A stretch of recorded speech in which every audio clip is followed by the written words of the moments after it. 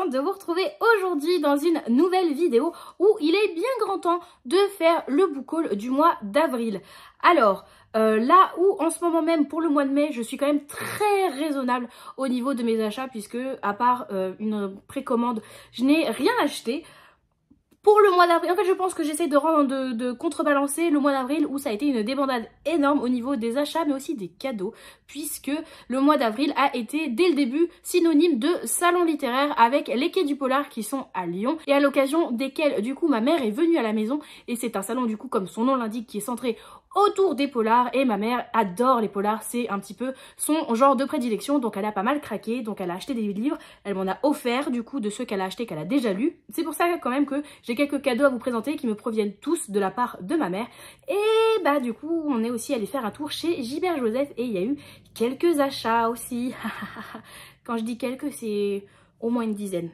Voilà! Et j'ai eu quelques services de presse et d'ailleurs on va commencer tout de suite avec les services de presse que j'ai reçus. C'est parti! Let's go!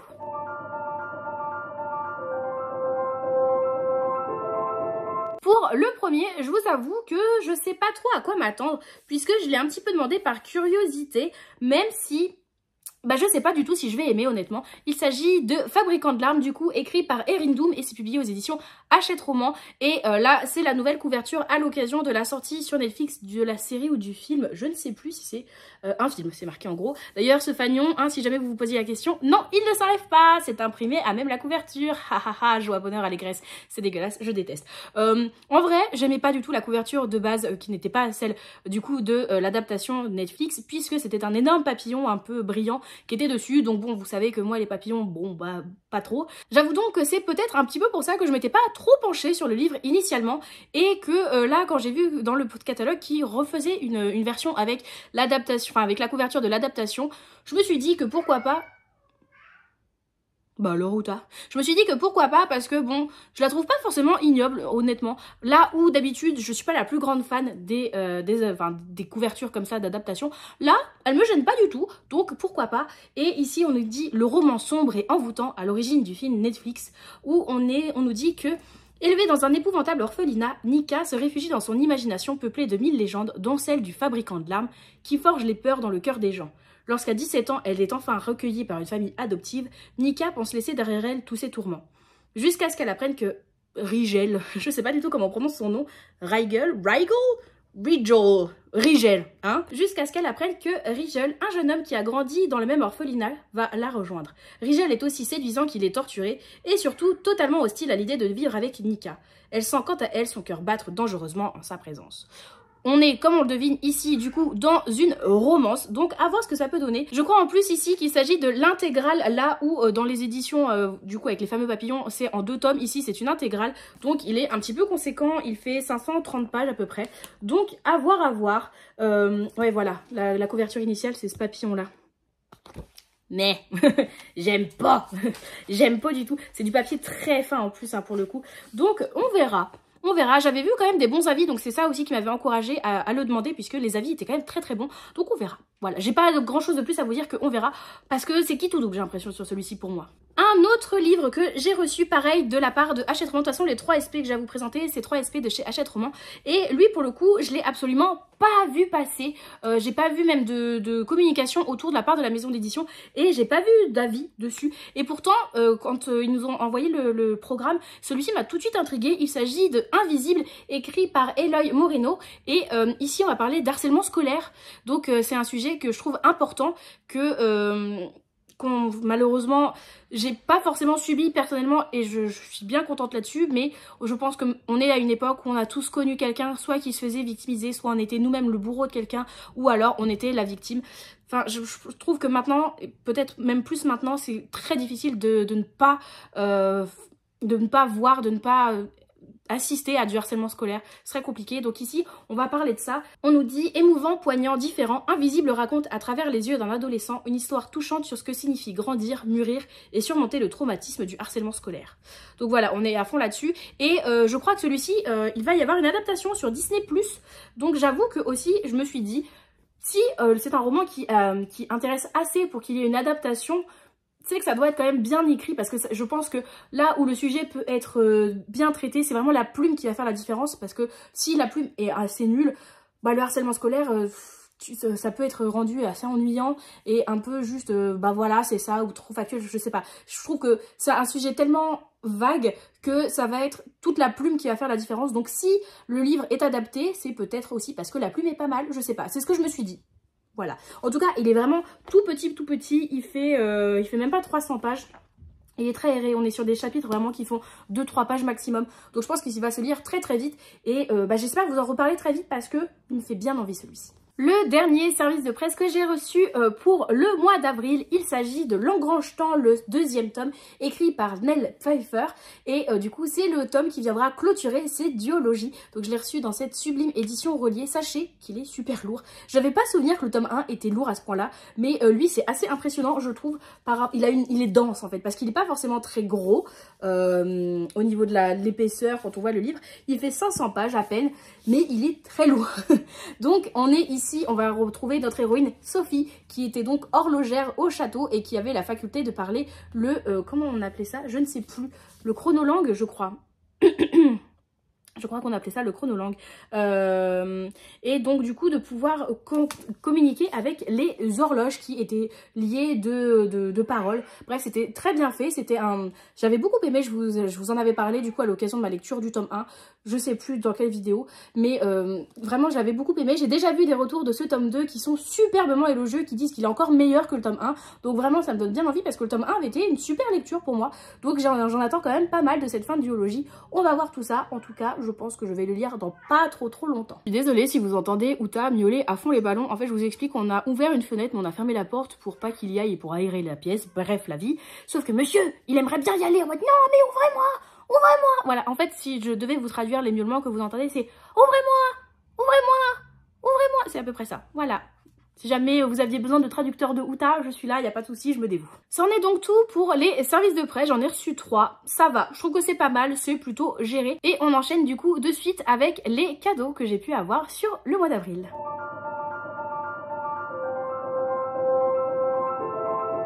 On va commencer par 3 livres d'un coup puisqu'il s'agit d'une trilogie complète que ma mère s'est donc procurée au Quai du Polar parce que quelqu'un, je ne sais plus qui, en avait parlé sur Twitch dans le chat en disant oui, je suis en train de lire telle trilogie et vraiment c'est super bien. On était allé voir du coup le résumé et effectivement le résumé donnait bien envie, donc ma mère l'a vu au Quai du Polar, a dit ok, je prends les 3 tomes, les a lus, les a dévorés et en même temps du coup elle a donné envie à d'autres gens dans le chat aussi sur Twitch de découvrir la saga. Donc je suis bien contente qu'elle me l'ait filé. Il s'agit de la trilogie de Wayward Pines, du coup écrit par Blake Crouch et c'est publié aux éditions Gallmeister dans leur collection Totem. Donc elle m'a filé les 3 tomes qu'elle a lus, mais vraiment qu'elle a dévoré. Elle les a commencé je crois le week-end même du Quai du Polar, elle a dû terminer le premier dans le week-end et les autres elle les a enchaînés, enfin vraiment ça s'est lu très vite pour elle.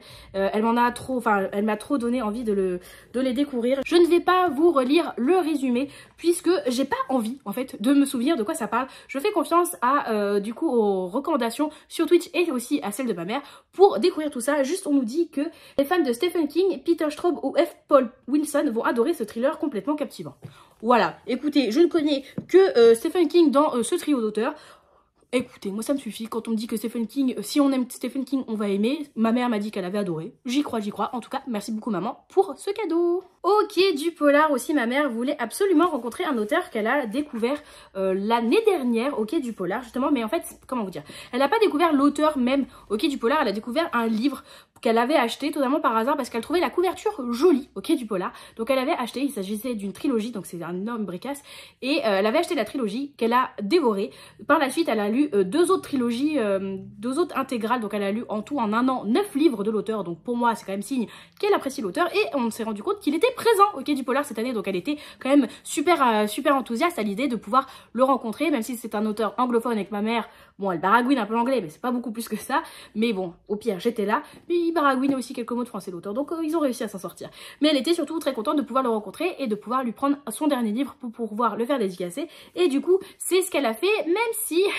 du coup, là, c'est bien un livre de cet auteur que je vais vous présenter, mais pas son dernier, puisque elle en a acheté 2, en fait. Elle a acheté le dernier et un autre pour pouvoir se les faire dédicacer. passé. Et donc c'est l'autre, puisque le dernier, elle l'avait pas lu encore au moment où elle était là.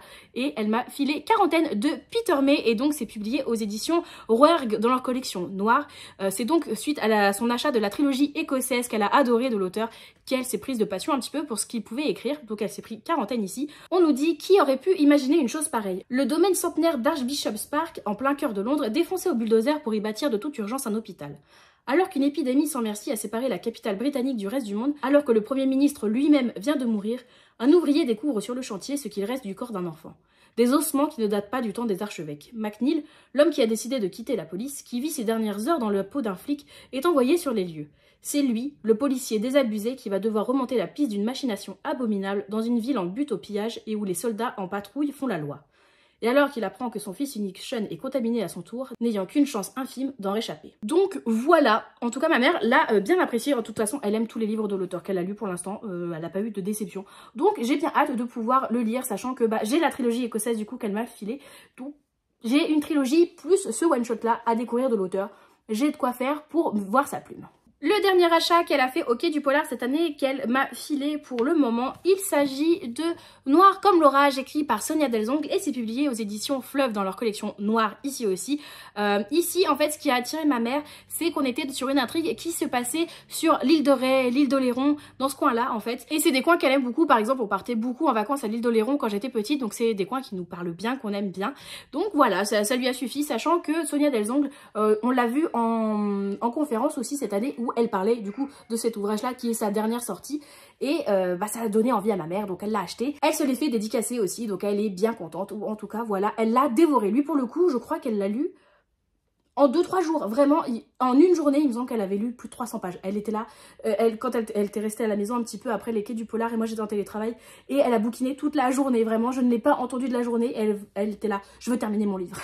Donc, il s'est dévoré, et elle l'a beaucoup apprécié, donc c'est très très chouette, et j'ai hâte de pouvoir le découvrir, et de pouvoir découvrir la plume de Sonia Delzongle, puisque je n'en ai encore jamais lu. Le suivant est encore un thriller, mais ce n'est pas un achat qui vient des Quais du Polar, même si ça a un petit rapport avec, puisqu'il s'agit du deuxième tome de 6 versions écrit du coup par Matt Wesolowski et c'est publié aux éditions des Arènes dans leur collection Equinox. Donc c'est le deuxième tome de cette saga et en fait quand je vous dis que c'est un rapport avec les Quais du Polar, c'est parce que l'année dernière j'avais acheté le tome 1 de cette saga, donc de 6 versions et donc ma mère l'a lu, perso je l'ai pas encore lu, mais je l'avais filé à ma mère qui l'a lu, qui l'avait bien apprécié et elle a acheté le tome 2, donc voilà, je sais que le tome 3 est sorti, peut-être même le tome 4 depuis. Le tome 3 en tout cas je suis sûre qu'il est sorti puisque c'est Sève de Il est bien ce livre qui l'avait lu au moment de sa sortie, donc ça fait déjà plusieurs bons gros mois et qu'il avait absolument adoré et ça m'avait fait tiquer parce que je m'étais dit tiens, je me souviens que j'ai acheté ce livre là, le tome 1 au Quai du Polar, je me l'étais même fait dédicacer par l'auteur puisqu'il était présent l'année dernière, donc je l'avais acheté, je me souviens que je l'avais pas lu du coup, mais quand j'ai vu que Sève en parlait, je me suis dit oh ok, donc ça continue, c'est une saga qui prend son temps mais qui avance, donc ça c'est cool. Donc voilà, c'est le tome 2, j'aime beaucoup cette couverture où on a l'impression que c'est un œil et en fait ce sont des arbres. Bref, c'est très très cool et à voir, on nous dit une famille massacrée, une meurtrière délurée, 6 témoins, 6 versions, laquelle est vraie? Ça peut être pas mal du tout. Et enfin, le dernier cadeau de la part de ma mère. Comme je vous dis, on est allé faire un tour chez Gibert et elle avait un objectif chez Gibert, c'était de se procurer le dernier volume de la saga des détectives de Yorkshire, donc Rendez-vous avec la justice, écrit par Julia Chapman et publié aux éditions de La Bête Noire, donc c'est chez Robert Laffont. Et au début, elle y croyait pas trop de pouvoir le trouver en occasion chez Gibert. Elle fait oui, mais il est sorti il y a pas très longtemps. J'étais maman, tu n'as pas retenu la leçon, toujours croire en Gibert. Gibert est un ami fidèle et effectivement, il y était même en 2 ou 3 exemplaires, je crois, en tout cas en plus que 1. Donc elle était bien contente, donc on a même pu choisir. Elle a pris celui qui lui plaisait le plus, celui qui était le moins abîmé, elle était toute contente. Et elle a pu déjà le lire et elle l'a bien aimé, même si elle m'a dit c'est pas mon préféré, je suis un petit peu déçue que ça se termine comme ça parce que j'aurais, je sais pas, apparemment elle a pas voulu m'en dire plus puisque je n'ai lu que les 2 premiers, mais elle s'attendait peut-être à une meilleure fin de ce que j'ai compris, donc pas trop satisfaite de cette fin. On verra, en tout cas elle les a tous lus, donc on verra, mais de ce que j'ai compris c'est peut-être finalement pas le dernier de la saga. Je sais pas, n'hésitez pas à me dire ça en commentaire si vous savez si... Non, ça se termine avec Rendez-vous avec la justice qui est le 9e tome, normalement c'est ce qui était annoncé, ou si au final il y aura bien, bel et bien un 10e tome, peut-être voire même plus. En tout cas merci maman aussi pour ce cadeau. Voilà, au niveau des cadeaux, vous avez vu c'était très centré Quai du Polar ou tout du moins thriller, polar, cozy mystery. Mais je suis très contente parce qu'à chaque fois, c'est la période de l'année où je peux un peu renflouer ma palle de ce thème-là. Donc je suis bien contente et il est temps de s'attaquer aux achats.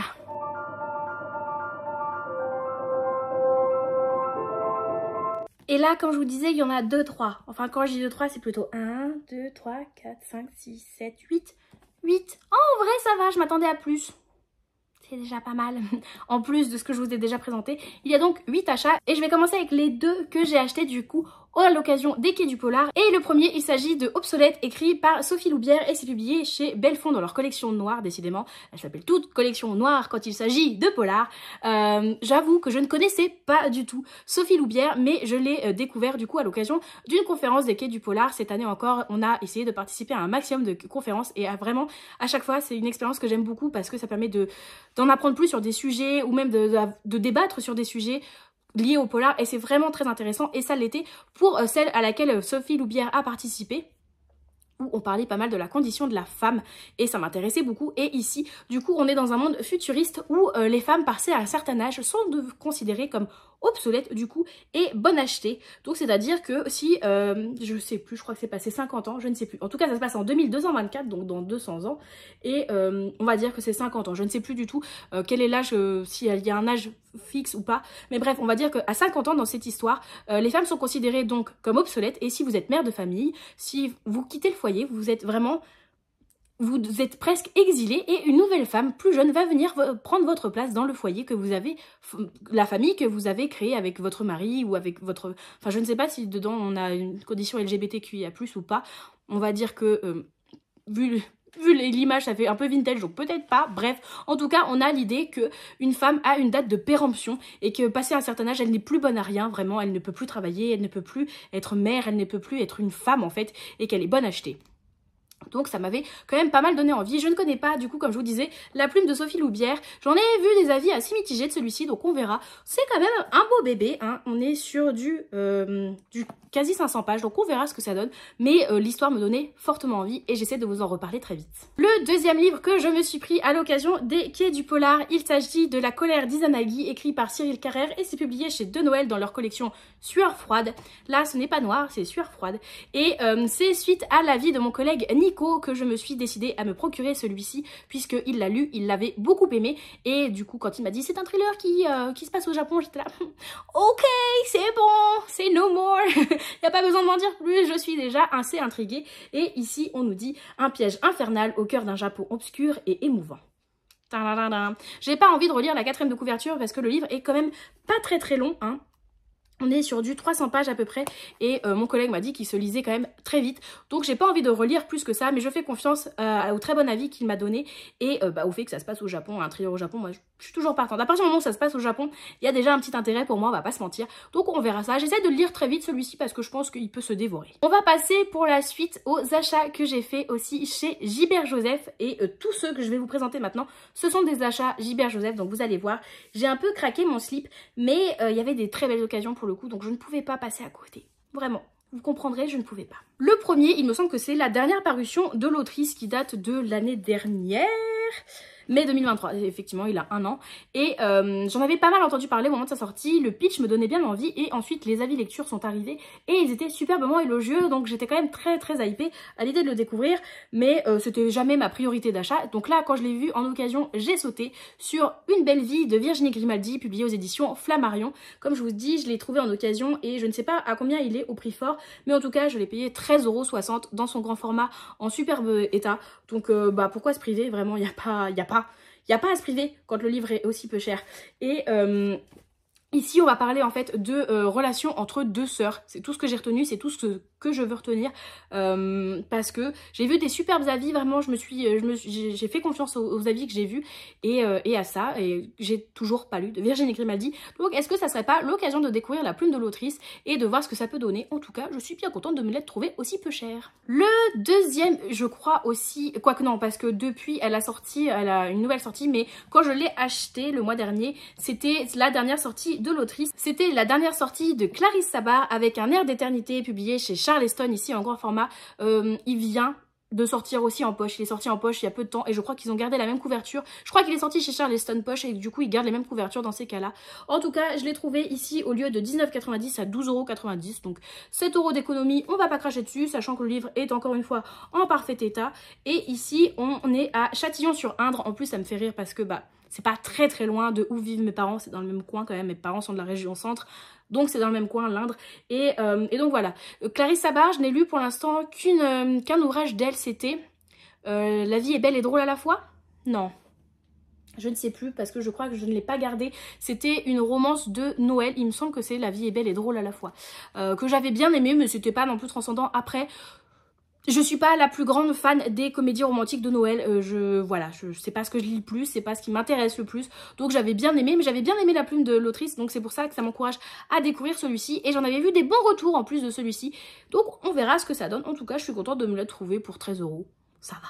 Le prochain, c'est aussi un achat de chez Gilbert Joseph, mais ma maman a enlevé l'étiquette d'occasion, donc je sais plus combien je l'ai payé, mais je l'ai vu et je me suis dit que ça serait l'occasion de découvrir la plume de l'autrice, puisque j'en ai beaucoup entendu parler, je n'en ai jamais lu et je n'en avais pas dans ma palle, donc je me suis dit que ça serait le moment de découvrir Mélissa d'Acosta avec Les femmes du bout du monde, publié chez Albin Michel. Je ne sais pas si c'est sa dernière parution, je sais pas du tout de quand elle date comme parution celle-ci. Mars 2023. Ah, c'est marrant parce que mars 2023 pour celui-ci, le Clarisse Sabar c'était avril 2023 et du coup le Virginie Grimaldi mai 2023. J'étais à fond sur les sorties de 2023 visiblement. En tout cas voilà, ici je ne sais plus qu'est-ce qu'on nous dit. Si tu te demandes ce que nous faisons ainsi, loin des hommes, je vais te dire, nous veillons sur notre petit univers, nous veillons les unes sur les autres. C'est ce que font les femmes du bout du monde.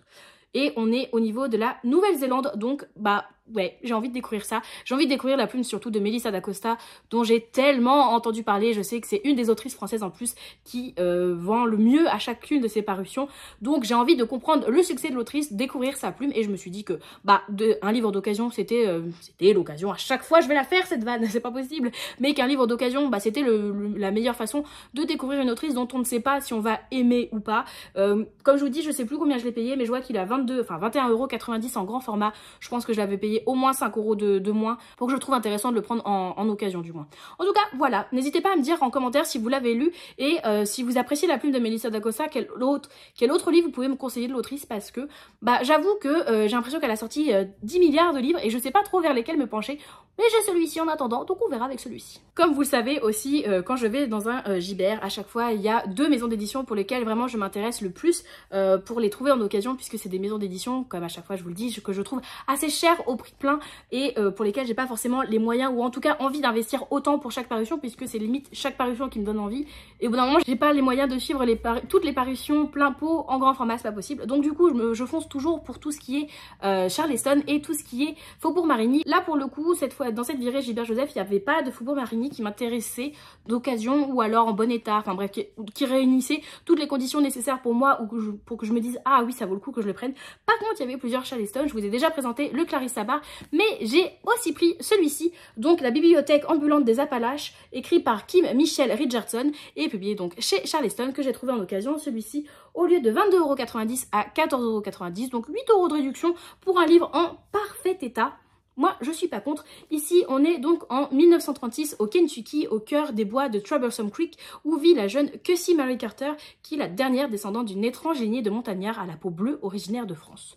Voilà, j'ai pas envie d'en savoir plus. C'est un moment et un contexte historique que je ne connais absolument pas, où on va nous parler du coup d'Appalaches par exemple, et je ne connais pas du tout ce contexte historique là, et je me dis que ça peut être l'occasion. Je me souviens, il est sorti lui pour le coup plus récemment, je crois, février 2024, ouais, il est vraiment pas vieux, et il me semble que je vous l'avais présenté dans les sorties de février, peut-être pas, mais en tout cas je l'avais remarqué au moment de sa sortie, et il me faisait envie depuis lors. Donc là, quand je l'ai trouvé en occasion avec 8 € de réduction en parfait état, j'ai même pas cherché à savoir, je l'ai pris, il n'y avait pas question de négocier. Pour le suivant, c'est de nouveau un livre de chez Charleston, et cette fois-ci pour une autrice que je n'ai encore jamais lue, mais que je vois pas mal passer, et à chaque fois ça m'intrigue assez parce que je suis toujours friande de découvrir des nouvelles plumes chez Charleston et de voir ce que ça peut donner. Donc je me suis dit que ça serait peut-être l'occasion de découvrir Isabelle Lagarrigue avec ici Nos racines invisibles, publié comme je vous le disais chez Charleston, où il est au prix plein à 19 €. Je l'ai payé 10,50 €, donc presque moitié moins cher. Donc à 10,50 € un grand format en très bon état.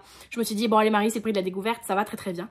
Et ici on nous dit étudiante en archéologie, Romy mène une existence plutôt solitaire depuis la mort de sa mère, alternant chantier de fouilles au Brésil et session de travail sur sa thèse à Lyon. Je me souviens que ça aussi, ça m'avait intriguée, j'étais on est à Lyon. Si elle a consacré sa vie à étudier les civilisations ancestrales, elle ne peut se débarrasser du sentiment que quelque chose cloche dans son propre arbre généalogique. Elle n'a pas grand-chose en commun avec ce père, dont le seul but dans la vie semble être de figurer dans le livre Guinness des records par tous les moyens, même les plus ridicules, ni avec cette grand-mère avec laquelle elle n'a jamais réussi à avoir de véritables conversations. Alors, même s'il serait plus confortable de ne pas savoir, même si les tests ADN sont illégaux en France, elle se lance dans une quête des racines qui risque de bouleverser sa vie à tout jamais. Voilà, donc j'aime bien cette idée de quête un petit peu d'identité via des tests ADN, via l'idée de remonter son arbre généalogique. Bref, j'aime beaucoup l'idée, à voir ce que ça peut donner, à voir la plume de l'autrice aussi. Ça peut être l'occasion. Dans tous les cas, à 10,50 €, ça peut être... je pense que c'est un bon moyen de le découvrir. Le livre fait à peu près 350 pages, donc je pense que ça peut bien se découvrir. Et ça pourrait être l'occasion de savoir ce que peut nous produire Isabelle Lagarrigue. Et le dernier ouvrage que je suis vraiment trop contente d'avoir trouvé en occasion, je ne m'y attendais pas du tout, puisqu'il n'est pas sorti depuis si longtemps que ça, quand même. Attendez, j'essaie de vous retrouver ça. C'est pas écrit derrière, c'est que ça doit être écrit devant. Il est sorti en mars 2024, donc ouais, il est vraiment sorti depuis peu, sachant que c'est le book haul du mois d'avril. Donc il venait de sortir et je m'y étais pas intéressée de suite. Pourtant, je savais que je le voulais puisqu'il s'agit d'un tome 3 en version reliée d'une saga dont j'ai déjà les 2 premiers tomes en relié.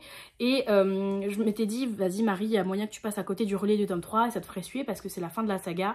Ça serait con, mais bon, j'avais pas les moyens ou c'était pas en tout cas ma priorité d'achat. Donc là, quand je l'ai vu en occasion, en très bon état, je me suis dit, mais c'est nickel. Parce que même en neuf, je suis même pas sûre de l'avoir revu depuis. Donc je suis trop contente d'avoir trouvé le 3e tome de L'Empire d'écume, écrit par Andrea Seward et publié aux éditions Big Bang, puisque du coup, c'est l'édition reliée. Et qu'au lieu de 22 €, je l'ai payé 14,30 €. Donc vraiment, je l'ai trouvé en très bon état en relié et beaucoup moins cher que prévu. C'est tout bénef et je suis trop contente parce que comme ça, j'ai la saga complète en relié. J'ai lu pour l'instant seulement le tome 1 que j'avais absolument adoré mais pour lequel mes souvenirs sont un peu flous quand même. Et j'aimerais bien essayer de lire le tome 2 et voir le tome 3, terminer cette saga dans l'année, ça serait vraiment trop chouette. Mais je vous avoue que ce qui me fait peur, c'est que... Je sais pas si vous allez vous en rendre compte. Le papier, vous entendez ce bruit?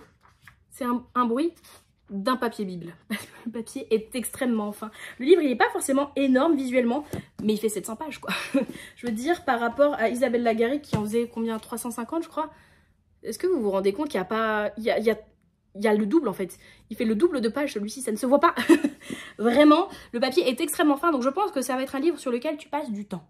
Tu passes du temps, mais en tout cas, j'avais adoré cet univers où on était dans une sorte de... On était dans un univers un peu chinois, ça faisait un peu d'inspiration chinoise, où on suivait plusieurs personnages, on avait une alternance de points de vue, on suivait 4 ou 5 points de vue différents, je crois.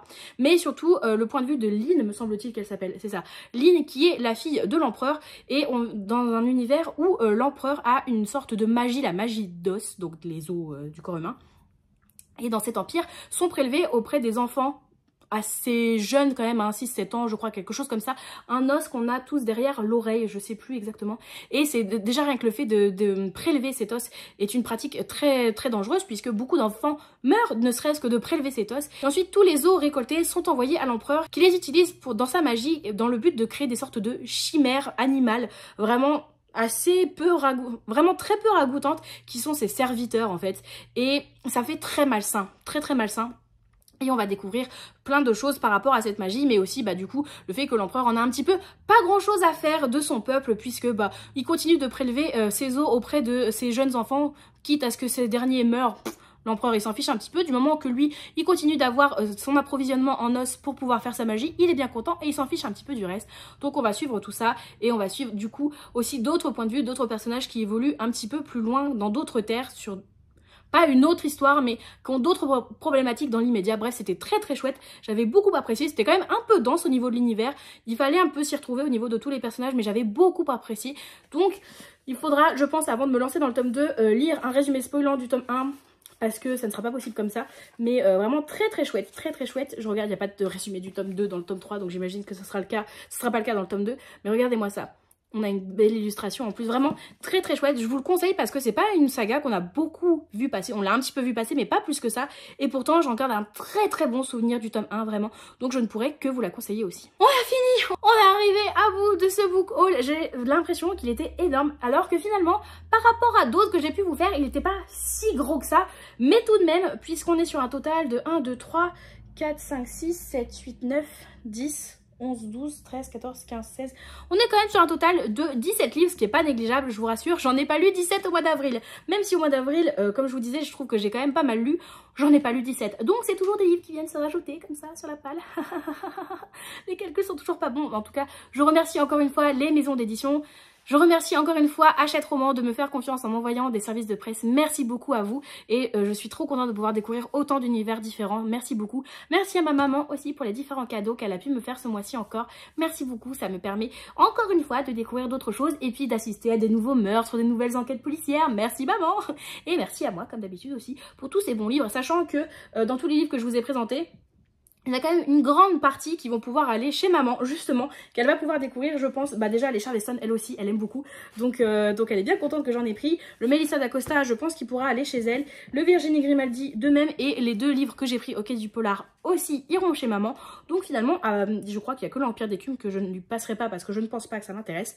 Mais donc ça va. C'est quand même aussi un book haul pour maman. Ne t'inquiète pas maman, tu auras de la lecture pour toi. N'hésitez pas à me dire en commentaire si un ou plusieurs des livres que je vous ai présentés sur ce book haul vous ont donné envie ou que vous avez dans votre palle, dans votre wishlist. Dites-moi tout ça en commentaire ou même si vous les avez lus, qu'est-ce que vous en avez pensé? Comme ça peut me permettre peut-être de les sortir plus ou moins rapidement de ma palle. Ça, on ne sait jamais, je vous écoute en tout cas et je vous lis. Donc n'hésitez pas à me dire tout ça. Si vous avez envie de commenter mais que vous ne savez pas quoi mettre, eh bien écoutez, qu'est-ce qu'on pourrait mettre? Je ne sais pas, je regarde ce que j'ai autour de moi. J'ai rendez-vous avec la justice. Est-ce que vous pouvez mettre un emoji de marteau? Vous savez, comme les marteaux de juge, genre dans les tribunaux. Voilà, ça fait penser à ça. Écoutez, j'ai pas mieux parce que je regarde autour de moi, je savais pas trop quoi vous dire. Et je trouve qu'un marteau de juge, je sais pas s'il existe cet emoji. Bah sinon, mettez-moi un emoji de marteau lambda, un marteau de bricolage, ça fait l'affaire aussi. Ne vous inquiétez pas. N'hésitez pas à liker, commenter, vous abonner. Et si vous êtes vraiment sympa, à partager cette vidéo. J'espère que les vidéos book haul vous plaisent. Donc si c'est le cas, n'hésitez pas au moins à lâcher le petit like, ça aide énormément et merci beaucoup à tous de prendre le temps de faire ça. Et même si vous êtes sur votre téléphone, vous pouvez le faire en même temps que vous regardez la vidéo. Donc ça ne prend pas trop de temps, c'est pas normalement trop contraignant, un petit clic, vous pourriez le faire. Donc merci beaucoup à ceux qui prendront le temps de le faire, ça aide énormément. En attendant une prochaine vidéo, vous pouvez me retrouver de façon quasi quotidienne, que ça soit sur Twitch, Instagram ou Discord, dont les liens sont dans la barre d'infos comme d'habitude. Donc n'hésitez pas à nous y rejoindre, ça sera avec un grand plaisir de vous y retrouver. Je vous souhaite à tous de très très belles lectures et à une toute prochaine. Bye bye!